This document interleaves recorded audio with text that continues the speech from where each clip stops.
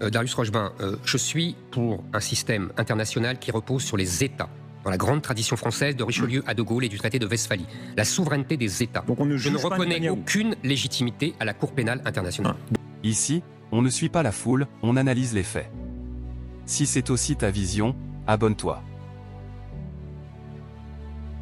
Donc on ne juge pas Bush pour l'invasion de l'Irak, on ne juge pas Netanyahou pour ce qu'il a fait, ni Poutine. De quel droit vous jugez ces gens? Vous êtes américain? Vous êtes russe? Vous êtes israélien? Moi, je crois aux nations. Nuremberg a montré qu'il pouvait y avoir imparfait. Justement, Nuremberg, il y a eu une justice internationale. Justement, Nuremberg a été un précédent. On comprend dans quel contexte avec les dirigeants nazis, mais philosophiquement, ça a fait un précédent qu'il ne faut pas justement et qu'il faut clore après le précédent. Vous voyez, il ne faut pas qu'il y en ait de suite. Dans cette séquence, Éric Zemmour élargit son raisonnement à l'échelle des civilisations.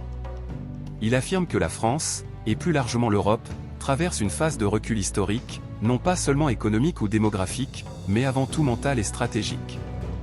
Le Japon devient alors, dans son discours, un contre-modèle assumé, une nation qui aurait accepté le déclin démographique plutôt que le choix du multiculturalisme, en compensant par le travail, la technologie et la robotique.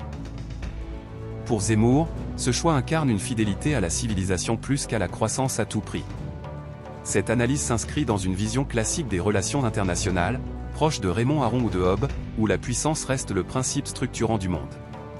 Il insiste sur une idée centrale, une nation qui renonce à la force, matérielle ou morale, se condamne à la dépendance.